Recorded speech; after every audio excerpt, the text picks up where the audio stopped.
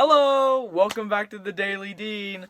Now we're on break if you're an adolescent like me because it's Thanksgiving break, and I want to bring up sleep because right now it's pretty likely you're going to be getting close to 8 or 9 or 10 hours of sleep, hopefully, right? Because if you're not, that's kind of bad, right? I was reading a paper from Psychology Today about sleeping in general, and it talked about a study from the CDC saying that they recommend teenagers get between 8 and 10 hours of sleep.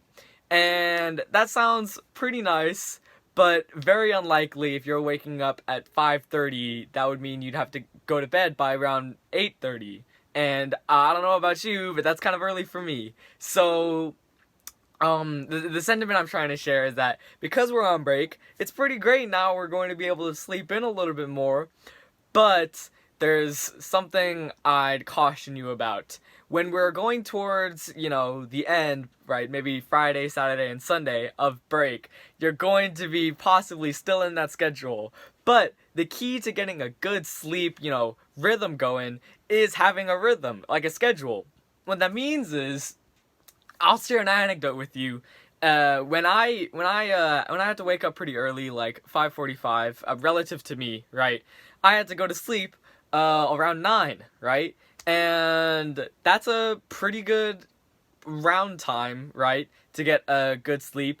And I found myself unable to stay up past 11 p.m. because that was way past my bedtime, around 9. So basically, now I'm not really doing that anymore because I'm sleeping in a little bit because of distance learning. But the sentiment still stands. If you have a consistent sleep schedule, you're going to be able to, fall asleep faster. And that's what we're all looking for, a lot of us, right? Falling asleep faster. Which reminds me of this cool video I saw. It had a kind of a gimmicky title, How Military Personnel Fall Asleep in 5 Minutes. And I was like, oh, that sounds kind of interesting, but also clickbaity. But anyways, I watched it, and the TLDR is just, if you relax the muscles in your eyes, and then the muscles in your cheeks, and then the muscles in your head, neck, all the way down to the rest of your body, you'll actually fall asleep a little bit faster as a type of meditation, but also a type of muscle tensing and then relaxation, right? So for me, it would be flexing, feeling the muscles in my neck and then relaxing them, and then down to my chest, shoulders, arms, torso, stuff like that. And I'd recommend doing that, maybe look up that as well. I'll probably find the video and then put it down below, so you should check it out. But, that's besides the point. Sleep is important. There are a lot of risks that you take when you don't get enough sleep. Sometimes I'll be getting, a little closer to 7 hours, and that's kind of rough, because, for me personally, at least the drowsiness, right, I feel a little bit rough, things like that.